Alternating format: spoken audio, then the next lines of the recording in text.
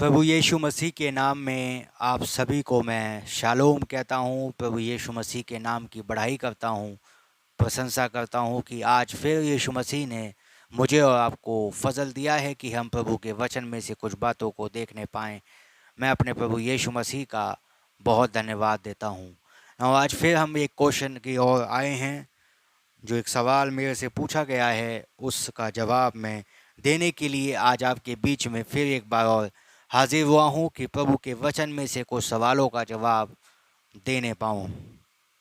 आइए एक छोटी सी दुआ करते हैं, फिर उसके बाद आगे की कार्रवाई को करते हैं। प्रभु यीशु मसीह, आपके नाम की महिमा करते हैं, आपके नाम की जय जयकार करते हैं, बड़ाई करते हैं, प्रशंसा करते हैं, जय जयकार करते हैं, क्योंकि आप सारे आदर, सारी महिमा, सारे धन, सारी शक्ति के योग्य हैं। प्रभु जी, आपसे प्रार्थना विनती है, आज शाम अपने वचन के मार्फत हमें समझाएं। आप जो चाहते हैं वो प्रभु जी हमारे जीवन में होने पाए। वचन के पढ़े जाने, बोले जाने पे आशीर्वाद ले लें। प्रभु यीशु मसीह के नाम में मांगते हैं, आमीन। प्रभु का नाम मुबारक हो। प्रभु यीशु मसीह के नाम की तारीफ हो। प्रभु यीशु मसीह के नाम की बड़ाई हो, प्रशंसा हो, जय जयकार हो, स्तुति हो। प्रभु का धन्यवाद हो।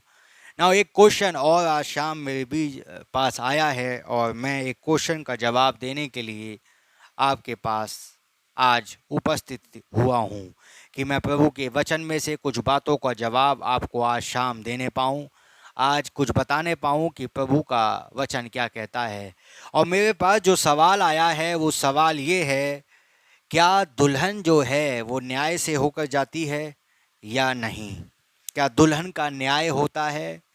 क्या उसको भी, क्योंकि बाइबल में लिखा है प्रत्येक व्यक्ति का एक बार पैदा होना और न्याय का होना ठहराया गया है। क्या हर व्यक्ति का, जब बाइबल कहती है कि न्याय होगा, क्या दुल्हन का भी न्याय होगा? ये सवाल मेरे पास आज शाम है, और इस सवाल का जवाब देने के लिए मैं आपके बीच में हाजिर हूँ कि मैं प्रभु के वचन में से आपको दिखाने पाऊँ कि क्या दुल्हन न्याय में होकर जाती है, क्या दुल्हन भी उस न्याय को जो दुनिया झेलेगी, क्या वो भी इस न्याय में होकर जाएगी? मैं प्रभु के वचन में से आपको दिखाना चाहता हूँ और इस सवाल का जवाब देना चाहता हूँ। और इस बात को समझिए कि दुल्हन है कौन। पहले इस बात को समझने की कोशिश करिए कि ब्राइड कौन है, दुल्हन कहते किसे हैं। दुल्हन वो है जो मसीह का बदन है। दुल्हन वो है जो कलीसिया है, उसकी आत्मिक कलीसिया है, जिसने नया जन्म पा लिया है, जिसने वो पवित्र आत्मा का बपतिस्मा पा लिया है, और जिसने पवित्र आत्मा पा लिया है और उसका स्वाद चखकर और उसके जीवन में वो पवित्र आत्मा कार्य कर रहा है। वो सिर्फ एक जगह पर स्टैब्लिश नहीं हो पा रही है। समझ में आ रही है? वो इस जगह पर स्टैब्लिश नहीं हो पा रही है खाली कि स्वाद चखे और निकल ली है, नहीं। उसने उस प्लेट को जो उसके सामने रखी जा रही है, उसके सामने जो प्लेट दी जा रही है कि लो इस खाने को तुम लो और इसे पूरा खा जाओ, ना वो खा कर बैठी है, उसे ब्राइड कहते हैं। लेकिन बाइबल में एक व्यक्ति है, और बाइबल में लिखा है इब्रानियों 6 में कि जो सत्य का स्वाद चख चुके, जिन्होंने प्लेट को पूरा खाया नहीं है, अर्थात उस खाने को खाया नहीं है, मेरा कहने मतलब वो लोग भटक सकते हैं। लेकिन जो ब्राइड है, जो स्वाद भी चख चुकी है और उसे खा भी चुकी है, वो ब्राइड ऑफ क्राइस्ट है। दूसरे शब्दों में अगर कहूँ कि पवित्र आत्मा का बपतिस्मा जिसे मिलता है, वही वो दुल्हन का हिस्सा है। आमीन। ये दुल्हन कौन है? ये मसीह का मन है। ये दुल्हन कौन है? जिसे यीशु मसीह ने अपने विचारों में सोचा था कि एक दुल्हन होगी, एक ब्राइड होगी। जैसे आदम के अंदर उसकी पत्नी पाई जाती थी, ऐसी खुदा के अंदर उसकी पत्नी पाई जाती थी। जैसे आदम के अंदर वो उसकी पत्नी छिपी हुई थी, ऐसी खुदा के अंदर भी उसकी पत्नी छिपी हुई थी ना। इस बात को सोचिए कि जब उत्पत्ति 1:26 में वो मनुष्य को बना रहा है और कह रहा है आओ हम मनुष्य को अपनी समानता में बनाएं, अपने स्वरूप में बनाएं, तो उसने नर और नारी करके सृष्टि की। तो नर और नारी करके जब उसने सृष्टि की थी तो नर जो उसमें वो तो खुदा है, लेकिन नारी की सृष्टि कैसे कर दी? क्योंकि नारी जो उसमें ही पाई जाती है। क्योंकि जो चीज आदम पृथ्वी पर लेके कर रहा था, क्या कर रहा था, उसकी जब वो आदम चलता था उसकी नारी भी उसी के साथ चलती थी। ऐसे ही उस खुदा के अंदर भी उसकी नारी अर्थात उसकी दुल्हन पाई जाती थी। हालेलुया। ना इस बात को समझिए कि जब आदम को उसकी नारी निकालने के लिए गहरी नींद में डालना पड़ा, ऐसे ही दूसरे आदम को अर्थात मसीह को भी जब उस ब्राइड को निकालने के लिए उसे भी 3 दिन की नींद में डालना पड़ा। और जब वो 3 दिन की नींद में जा रहा है, नाउ एक ब्राइड निकल के आ रही है, एक कलीसिया निकल के आ रही है। पेंतिकुस्त के दिन, एक पेंतिकुस्त के दिन पवित्र आत्मा से भरी हुई एक ब्राइड निकल के आ रही है। समझने की कोशिश कीजिए कि जब ब्राइड आ रही है तो वो कार्य कर रही है, वो उस दुल्हन को बता रहा है ना। इस बात को सोचिए कि हर युग में एक दुल्हन है, हर युग में एक दुल्हन है, हर युग में एक दुल्हन पाई जाती है, हर युग में उस समय की दुल्हन है ना। मैं एक एग्जांपल दूं, जब नूह के दिन चल रहे थे तो वहां पर लोग सिर्फ ये देखते हैं कि नूह था और मरने वाले लोग थे, नूह था और मरने वाले लोग थे। नूह ने क्या किया? देखो, नूह ने खुदा के वचन को माना और देखो जहाज में चला गया और बच गया। और जो नहीं माने वो नाश हो गए। देखो, ये 2 झुंड पाए जा रहे हैं। लेकिन मैं आपको बताना चाहता हूँ और बाइबल से कुछ बातों को आज शाम दिखाना चाहता हूँ कि जब मैं नूह के विषय में देखता हूँ और जब मैं नूह के विषय की बात को सुनता हूँ, जब यीशु मसीह कहते हैं कि नूह के दिनों में जैसा हुआ वैसा ही मनुष्य के पुत्र के दिनों में होगा, तो मैं सिर्फ नूह तक नहीं रुकता, मैं सिर्फ नूह तक बातें नहीं करता हूँ कि नूह के दिनों में जो हुआ था वो होगा। सबको पता है नूह के दिनों में क्या हुआ था। लेकिन मैं आपसे पूछता हूँ, नूह के दिनों में आपको कितने दिखते हैं? आप कहेंगे नूह के दिनों में नूह है और एक नूह पार्टी है, उसकी फैमिली है, और एक जो नाश हो हैं वो पार्टी है। 2 ही पार्टी है, भेड़ और बकरी है ना। इस बात को समझिए कि नूह के दिनों में एक और पार्टी थी जो नूह से थोड़ा सा पहले थी, जिसे हनोक कहा जाता था, जो कि रैप्चर में चला गया, जो कि उड़ गया ना। इस बात को समझिए कि ये जो मैं समझाना चाहता हूँ, क्या दुल्हन न्याय से होकर जाएगी ना। इस बात को समझिए कि एक तो दुल्हन है, एक भेड़ है और एक बकरी है। इस बात को समझिए कि ये 3 ग्रुप हैं जो पाए जाते हैं। आज तक आपको यही सिखाया गया है कि भेड़ और बकरी होता है। आज तक यही बताया गया है कि भेड़ और बकरी, भेड़ और बकरी, भेड़ और बकरी, बस। लेकिन ये तीसरा ग्रुप भी है जिसे दुल्हन कहा जाता है, जिसे ब्राइड ऑफ क्राइस्ट कहा जाता है। हर युग में ये 3 मिल जाएंगे। और इस बात को समझिए कि जब मनुष्य का पुत्र अपनी महिमा में आएगा, जब मत्ती की पुस्तक में लिखा है कि जब मनुष्य का पुत्र अपनी महिमा में आएगा, अपनी महिमा के सिंहासन पर विराजमान होगा, तो वो क्या करेगा? वो भेड़ों को भी बुलाएगा और बकरियों को भी बुलाएगा ना। वो भेड़ों से क्या कह रहा है कि जब मैं भूखा था क्या तुमने मुझे खाने को दिया, जब मैं प्यासा था क्या तुमने मुझे पानी पिलाया, जब मैं बंदी गृह में था क्या तुम मुझसे मिलने आए, जब मैं ऐसी सिचुएशन में कोई परेशानी में था क्या तुमने मेरी सुधि ली ना। इस बात को सोचिए, ये भेड़ कहेगी। अब भेड़ में सब आते हैं। अब भेड़ में जितने लोग अब मसीहत में, सब नहीं, एक और पार्टी है, मैं समझाना चाहता हूँ, ध्यान से सुनिए ना। सभी लोग खड़े हैं, पूरी भेड़ खड़ी है और भेड़ में यीशु मसीह पूछ रहे हैं क्या तुमने मेरे साथ किया ना। भेड़ उत्तर दे रही है। अब भेड़ क्या उत्तर दे रही है? हे प्रभु, हमने तुझे कब बीमार देखा तेरे से मिलने आए, या तेरी सुधि ली, या तुझे खाना खिलाया, कब किया ना। यीशु मसीह वहाँ पर ये नहीं कह रहे कि जो तुमने इनके साथ किया, वो ये कह रहे हैं जो इनके साथ किया ना। इस बात को सोचिए कि जब वो भेड़ों से सवाल पूछ रहा है तो भेड़ में सब हैं। इस बात को समझिए, सब भेड़ों में पाए जाते हैं। और इसका मतलब ये नहीं है कि एक भेड़ की बात कर रहा है, वो भेड़ों की बात नहीं कर रहा है, वो भेड़ों से पूछ रहा है। जितनी भी भेड़ हैं वो उन सब से एक सवाल में पूछ रहा है, क्या तुमने मेरे साथ ऐसा किया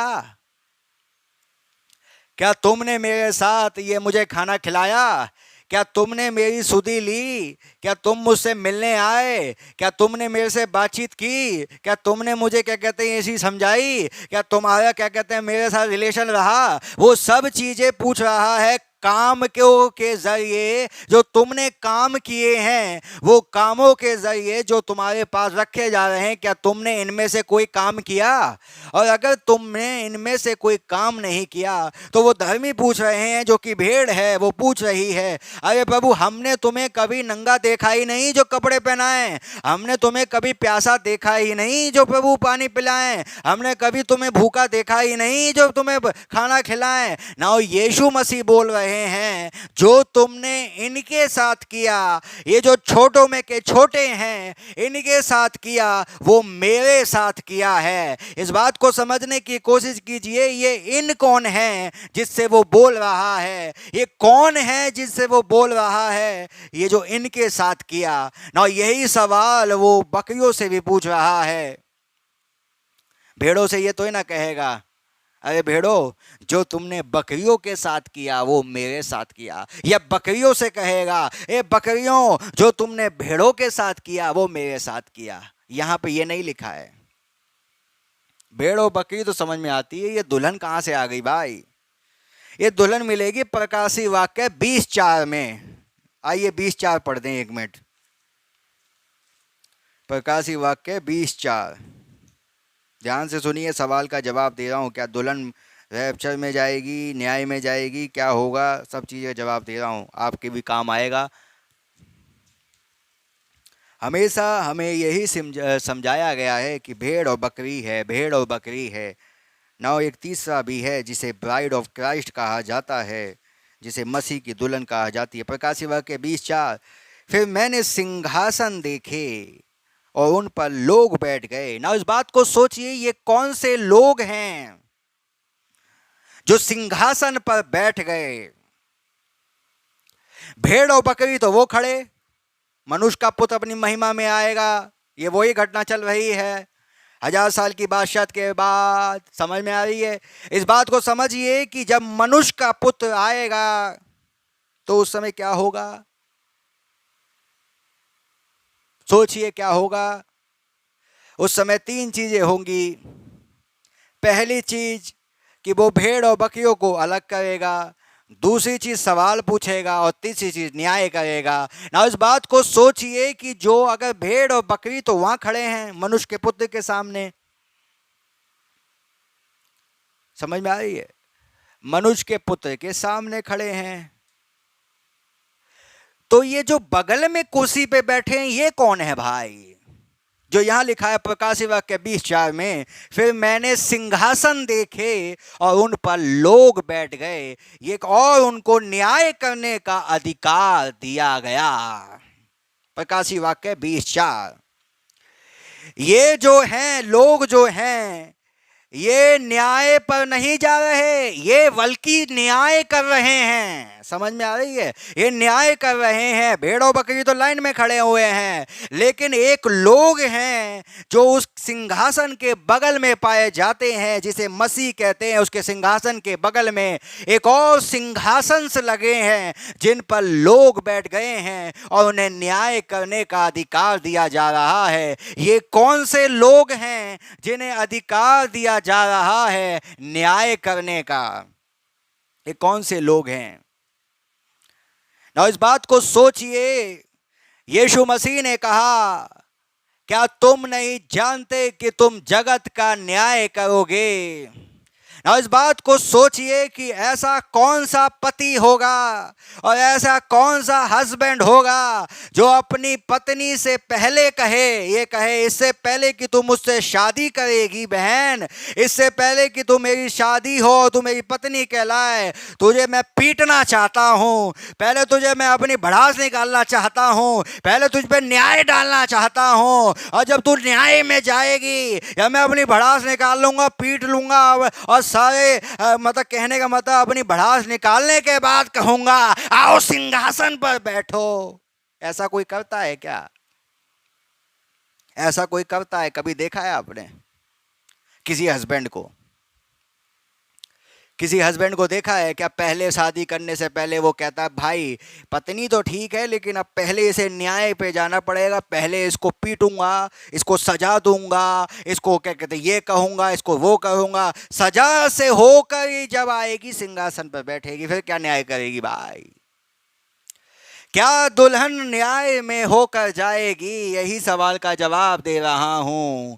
दुल्हन का न्याय उसी दिन हो चुका जब वो कलवरी पर वो मसीह मर रहा था, क्योंकि जिस वक्त वो मसीह मर रहा था उसकी दुल्हन उसमें पाई जाती थी। जब उसने अपने आपने प्राण को छोड़ा, जब वो पानी आया और जब वो लहू बह रहा है, और इस बात को सोचिए कि पैदाइश के 3 तत्व होते हैं। पहला तत्व जिसे कहते हैं पानी, दूसरा लहू एंड तीसरा आत्मा। जब यीशु मसीह सूली पर मर रहे हैं और जब वो सूली पर मर रहे हैं वहां पे क्या घटना हो रही है, जब वो भाला मारा गया यहाँ पर पसली में तो वहां से क्या निकला, वहां से पानी निकला और लहू तो उसका बह ही रहा है ना। लेकिन तीसरी बार जब उसने चिल्लाकर अपने आत्मा को छोड़ दिया, जैसे ही वो मरा और वैसे ही आत्मा को छोड़ा ना, तीसरी चीज हो गई जो वहां नहीं लिखा, वहां पर एक पैदाइश हो रही थी, वहां पर एक बच्चा पैदा हो रहा था, वहां पर एक कलीसिया निकल कर आ रही थी और जिसे कलीसिया का नाम पेंतीकुस्त की कलीसिया कहते हैं। और जब वो निकल कर आ रही थी, जब वो निकल कर आ रही है ना, वहां पर 3 चीजें हो रही हैं, पानी, लहू और आत्मा ना। इसका मतलब जैसे पहला आदम जो कि मौत लेकर आया, उसे उसमें से हव्वा को निकालने के लिए अगर पहला आदम जो मौत लेकर आया और दूसरा आदम जो जीवन लेकर आया, इस बात को सोचिए, पहले आदम को अगर नींद में जाना पड़ा और उसमें से एक पसली निकाली गई और एक मांस भर दिया गया, तो दूसरा आदम जिसे जीवन लेकर आया उसको भी एक नींद में जाना पड़ा और उसमें से भी एक दुल्हन निकल कर आ रही है जिसे ब्राइड ऑफ क्राइस्ट कहते हैं। लेकिन एक सवाल ये है, फिर ये भेड़ कौन है और ये बकरी कौन है, ये तीनों कौन हैं? ये तो ब्राइड ऑफ क्राइस्ट है, ये भेड़ है और ये बकरी है, ये कौन है भाई? आज शाम मैं जवाब देना चाहता हूं, ध्यान से सुनिए। पहले मैं इस सवाल का जवाब दूंगा। हालेलुया। जब मनुष्य का पुत्र पूछ रहा है, भेड़ कम हेयर, यस आ गए हम, क्योंकि अभी मैंने बताया प्रकाशी वाक्य 20:4 में जब वो न्याय करने आ रहा है तो लोग बैठे हैं लाइन से बैठे हुए हैं। उसके बाद यहाँ लिखा है प्रकाशी वाक्य 20:4 में लोग बैठ गए, उन्हें न्याय करने का अधिकार दिया गया। ये लोग बैठे हैं, ये कौन है? अभी आऊंगा उस जगह पे, ये कौन है? और ये लाइन से बैठे हुए हैं और ये बकरियों, ये भेड़ों से पूछ रहा है, ये मनुष्य का पुत्र पूछ रहा है, हे भेड़ों ये बात बताओ, जब मैं भूखा था क्या तुमने मुझे खाना खिलाया? जब मैं प्यासा था क्या तुमने मुझे पानी पिलाया? जब मैं बंदी गृह में था क्या तुम मुझसे मिलने आए? जब मैं ये कर रहा था क्या तुमने मेरी सुधि ली? जब मैं बीमार था तो क्या तुमने मेरी सुधि ली? ना इस बात को समझिए। अब भेड़ उत्तर दे रही है, अब उधर से भेड़ों का जवाब आ रहा है, तुझे कब प्रभु भूखा देखा कि हम तुझसे मिलने आए, या कब बीमार देखा या तेरी सुधि ली? कब तुझे प्रभु देखा? कब ऐसी हालात में देखा? कब प्यासा देखा? कब ऐसी चीजों में देखा कि हम तुझसे मिलने आए? ना यहाँ पर राजा खड़ा है और वहां पर कुछ लोग बैठे हुए हैं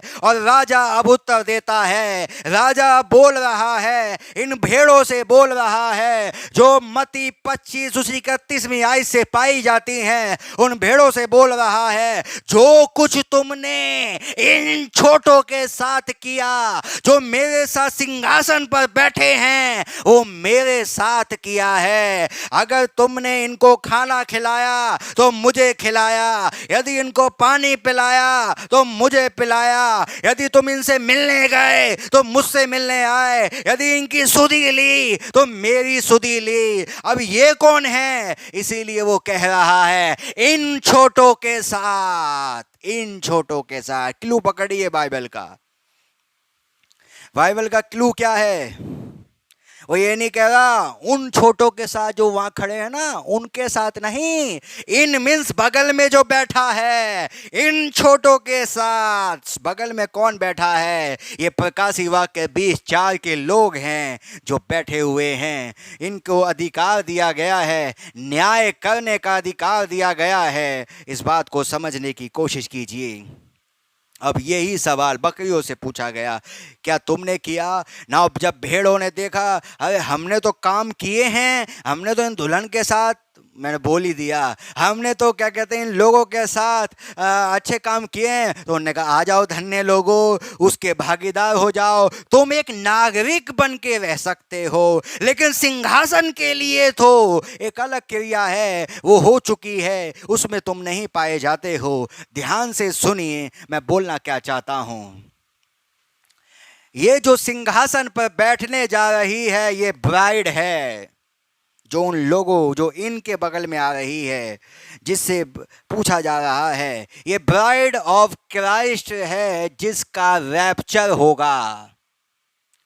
ये वो है जो रैप्चर में जाती है, और जब रैप्चर में जाती है तो ये अपने कामों के अनुसार नहीं, अपने कर्मों के अनुसार नहीं, अपने अपने जीवन के अनुसार नहीं, वरन विश्वास के अनुसार उस सिंहासन पर, उस स्वर्ग में जाती है। लेकिन जब बकरियों और भेड़ों की बात आती है तो इनसे ये कहा जाता है, इनसे ये कहा जाता है, हे बकरियों, हे भेड़ों, कुछ काम किए अच्छे? नहीं, हमने काम तो नहीं किए। तो भागो यहां से अगर काम नहीं किए। अगर काम किए तो अच्छी बात है, काम नहीं किए तो कोई बात नहीं है। समझ में आ रही है? कहने का मतलब क्या है? विश्वास के अनुसार बचना है तो दुल्हन वाली कैटेगरी है, लेकिन कर्मों के अनुसार बचना है तो भेड़ है, और बकरी वो है जो कुछ करती ही नहीं, दुनियावी, बिल्कुल बाहर। समझ में आ रही है? अब आप एक सवाल सोचिए, ये 3 कैटेगरी कहाँ हैं? मैं दिखाता हूं बाइबल में। पहली कैटेगरी अगर आप देखें तो मिलेगी उत्पत्ति की किताब उसके 6 अध्याय में, जब नूह से प्रभु ने कहा, क्या कहा? नूह से प्रभु ने कहा जहाज बना, ये मेहनत कर, ये कर, वो कर, इतने खंड बनाना, ये कराना। नाउ नूह ने क्या की? मेहनत करी और काम किया, काम किया। और बकरी वो है जो नाश होने वाली है, जो बाहर थे, जहाज के बाहर थे, वो बकरी थी। और जो बना रहा था वो एक तरीके से भेड़ की तस्वीर है। और उसी नूह के दिनों में थोड़ा सा पहले एक और व्यक्ति था जिसका नाम हनोक था, जो रैप्चर में चला गया, उसे हनोक कहा जाता है। तो तस्वीर में अगर हम देखने पाए तो हनोक जो था वो ब्राइड था, नूह जो था वो कामों के अनुसार बचा, क्योंकि अगर जहाज नहीं बनाता तो धराशायी हो जाता, काम दिखाने पड़े, तो वो भेड़ था। लेकिन जो मरने वाले थे वो बकरी था। समझ में आ रही है? 3 ग्रुप हैं। यही अब्राहम के दिनों में आपको दिखेंगे। अब्राहम वो है जिसके जिस्म बदल गए, वो नया हो गया ना। इस बात को सोचिए, अब्राहम के जिस्म बदल गए, ब्राइड है। लूत वो जो कामों के अनुसार बच रहा है, अगर देश से बाहर निकलेगा तो बचेगा, नहीं तो गया काम से ना। लूत अपने कामों के अनुसार बच रहा है, भेड़ है। लेकिन जो सदोम में नाश हो रहे हैं, बकरी है। समझ में आ रही है? 3 ग्रुप हैं। सवाल यह है, क्या ब्राइड का न्याय होता है? 3 ग्रुप तो समझ में आ गए, क्योंकि जो तुमने इनके साथ किया, ये जो बगल में बैठी है ना, ये ब्राइड है। ये जो प्रकाशी वाक्य 20:4 में जो सिंहासन पर लोग बैठे हैं, ये वो हैं जो रैप्चर में आ चुके हैं, रैप्चर में जा चुके हैं ना। जिस वक्त रैप्चर होता है, जब रैप्चर हो जाता है, उसके 3.5 साल 3.5 साल जो कष्ट काल के साल हैं, 3.5 साल जो कष्ट काल का पीरियड है ना, उन पीरियडों में इस कहेंगे इस भेड़ों के ऊपर जो नहीं जा पाते रैप्चर में, जो रैप्चर में नहीं जा पाते हैं, मान लीजिए अभी तो सब एक तरफ हैं, सब मिली जुली है, अभी तो कोई किसी को नहीं कह सकता कौन दुल्हन है, कौन भेड़ है, कौन बकरी है, कुछ नहीं पता, अभी तो सब मिलावट है। लेकिन जिस वक्त रैप्चर हो जाता है ना, एक पार्टी सेपरेट हो गई, पता चल गया ये दुल्हन थी। लेकिन अभी भी इन दोनों में अभी भी मिक्सअप है, ये भेड़ और बकरी में अभी भी मिक्सअप है। अब ये भेड़ों को अगर वो तो एक फ्लाइट तो छूट गई, कौन सी, रैप्चर वाली फ्लाइट तो चली गई भाई। अब रैप्चर वाली जब कोई बस छूट जाती है तो दूसरी बस के लिए वेट किया जाता है, तो एक दूसरी बस है जिसे कष्ट काल में अगर तुम सच्चाई पे खड़े रहे, जब कष्ट काल आता है और कष्ट काल में दबाव आता है, उस दबाव में अगर ये सच्चाई पर टिके रहते हैं, जिसे भेड़ कहा जाता है, उसी जगह पर टिके रहते हैं ना, एक तस्वीर में तो ये वो हैं। लेकिन एक तस्वीर जो दूसरी तस्वीर बाइबल की कहती है वो भी समझने की कोशिश करिएगा। एक तस्वीर में तो ये वो हैं जो संदेश पर टिके रहेंगे कष्ट काल में भी, ये वो हैं, और ये वो हैं जो संदेश पर नहीं टिके रहेंगे, अर्थात कामों के जरिए अपने आप को साबित करेंगे। लेकिन एक दूसरी तस्वीर भी है, भेड़ का जो काम है, इस बात को समझिए मैं क्या बोल रहा हूं। बहुत से लोग इस मैसेज को नहीं समझ पाते, ये कंफ्यूजन है लोगों के अंदर।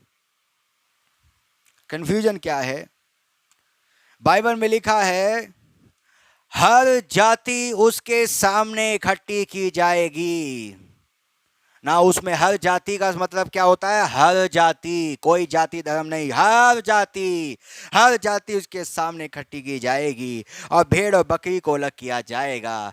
क्या उसमें कोई और धर्म का हो सकता है, होगा, क्या कोई और हो सकता है, होगा, क्योंकि बाइबल में ये नहीं लिखा वो क्रिश्चियन है भेड़, ये नहीं लिखा, यह लिखा है हर जाति इकट्ठी की जाएगी, उसमें से भेड़ बकरी अलग किया जाएगा और उनके कामों के अनुसार उन्हें बचाया जाएगा। अगर कोई अच्छे काम करता है क्या वो बचेगा, कामों के अनुसार बचेगा। वो आपको अलग तस्वीरें मैं किसी और दिन बताऊंगा।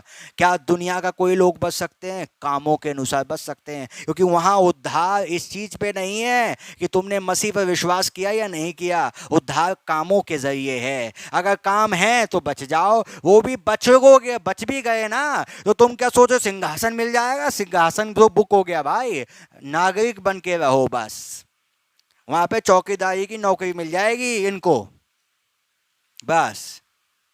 समझ में आ रही है, इतना काम है। राज्य तो ये करेंगी, दुल्हन करेगी राज्य। एक होता है अधिकारी बनना और एक होता है नागरिक बनना। इनको नागरिकता मिल रही है, अधिकारी नहीं बन रहे, अधिकारी ब्राइड होगी, अधिकारी दुल्हन होगी, वहां पर दुल्हन अधिकारी है, लेकिन ये जो भेड़ है ये कर्मचारी है, ये नागरिक है जो नागरिक की तरह रहेगी। लेकिन जो बकरी है जो कि किसी कीमत की नहीं, कुछ भी काम नहीं, कुछ सब पुराने, वो अलग है ब्रदर। लेकिन भेड़ जो है वो कामों के अनुसार बच रही है, उसमें हर जाति है, जैसा कि बाइबल बता रही है, हर जाति है, कोई भी जाति है। वहाँ इस बात पर उद्धार नहीं है कि आपने यीशु को कबूल किया या नहीं किया, यहाँ इस बात पे उद्धार है क्या तुमने अच्छे काम किए, ये सवाल है। समझ में आ रही है। लेकिन जो ब्राइड है वो कौन है, वो पहली चीज जो ब्राइड है वो पवित्र आत्मा पाई हुई है।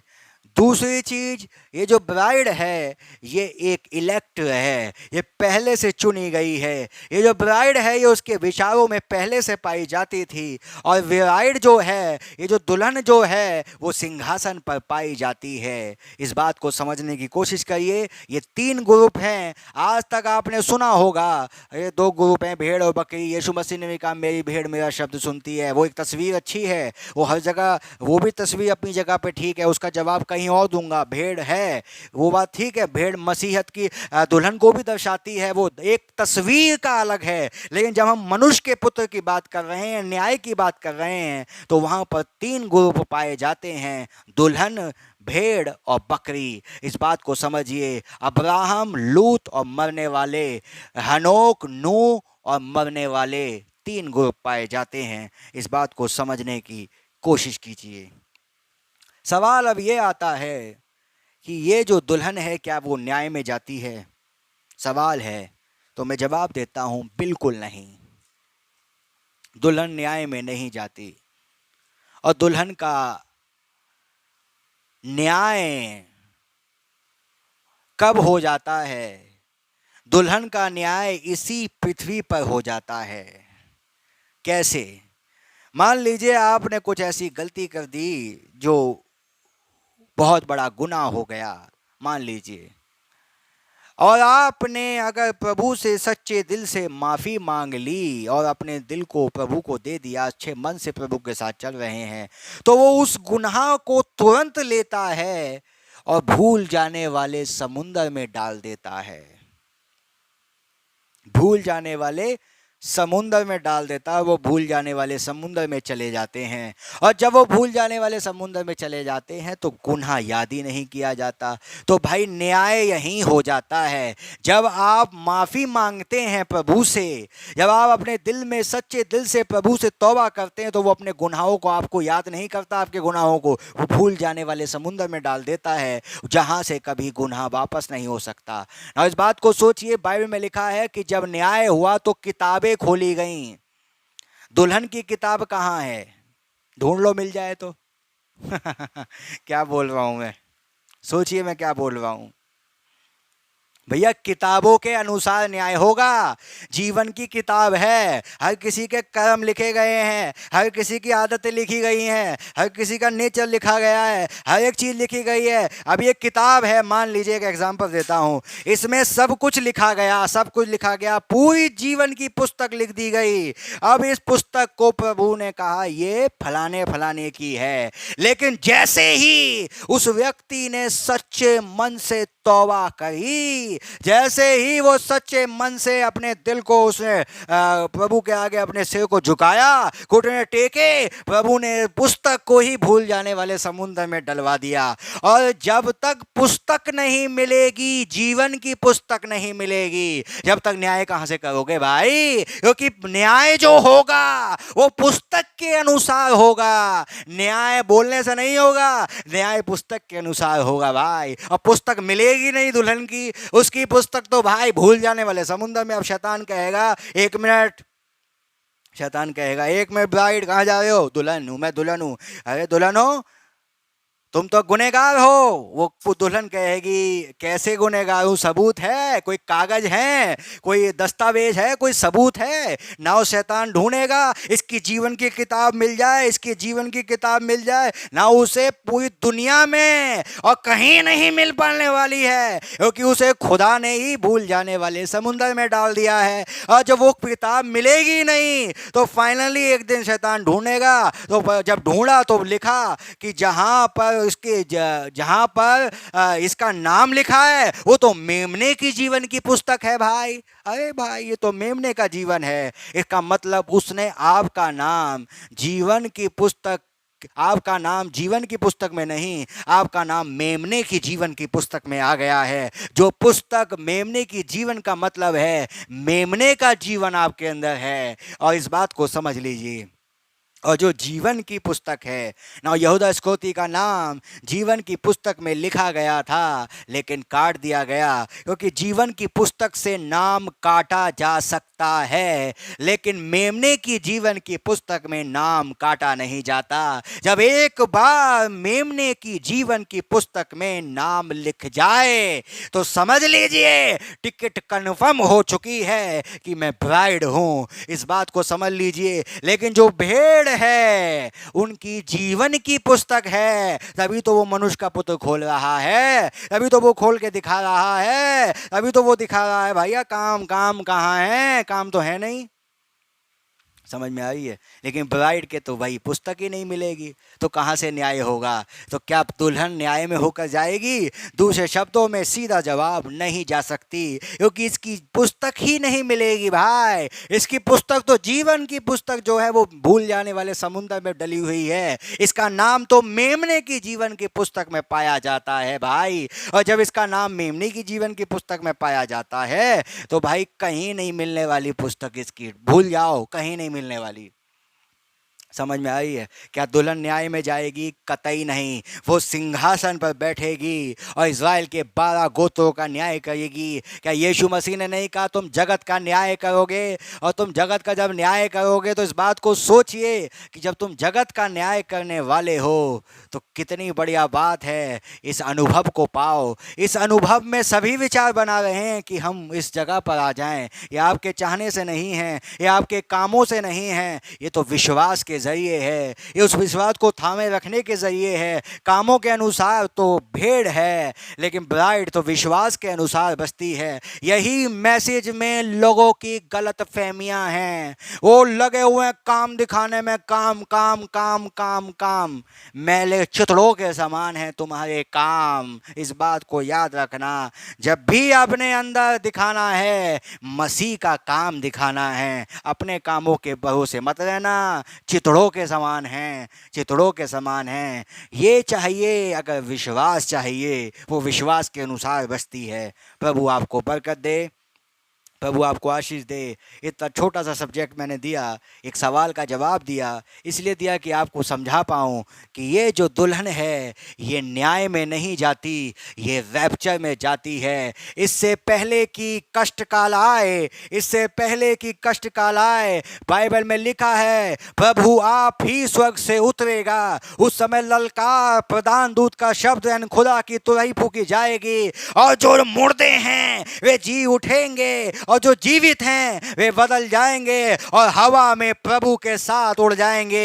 एक रैप्चर हो जाएगा। ये लोग न्याय में नहीं जाएंगे, ये लोग रैप्चर में जाएंगे। उसे ब्राइड कहा जाता है। लेकिन जो न्याय में आ रहे हैं, जो सिंहासन के पास आ रहे हैं, जब लोग बगल में बैठे हुए हैं, वो भेड़ है और बकरी है जो न्याय के जरिए बचेगी, कामों के जरिए बचेगी। अब आपको फैसला करना है, आपको विश्वास के जरिए बचना है या कामों के जरिए बचना है। Your choice, your decision. आपका डिसीजन है मेरे भाई, आपको कैसे बचना है, विश्वास के जरिए या कामों के जरिए, यह आपका डिसीजन है। पौलुस कहता है देखो मैं तुमसे भेद की बात कहता हूँ, हम सब तो नहीं सोएंगे लेकिन बदल जाएंगे। ये पिछली तुरही फूकते ही होगा, क्षण भर में हम बदल जाएंगे। ना पूरी दुनिया में दिन भर कोशिश करती रही, अरे 20 साल हो गए भाई मैं बदला नहीं हूँ।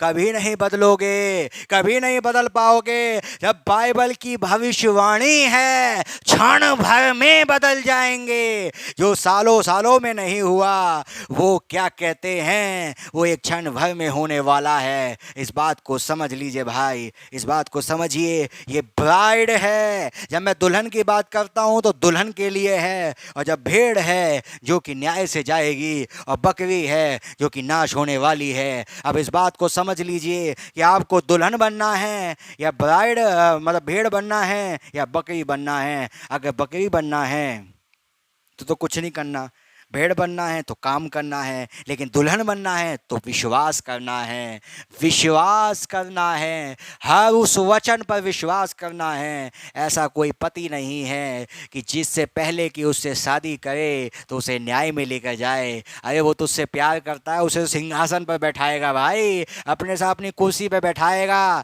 वो न्याय में नहीं खड़ी होगी लाइन में, वो अधिकारी है, वो रानी है, वो स्वर्ग की रानी है। वो न्याय में होकर नहीं जाती, उसका न्याय प्रभु पृथ्वी पर ही कर देता है। और जब वो पृथ्वी पर ही उसका न्याय हो जाता है, भूल जाने वाले समुद्र में वो गुनाह चले जाते हैं। प्रभु का नाम मुबारक हो, प्रभु के नाम की तारीफ हो, प्रभु का धन्यवाद हो। जिस भाई ने क्वेश्चन किया उस भाई को प्रभु बहुत बरकत दे, बहुत आशीष दे।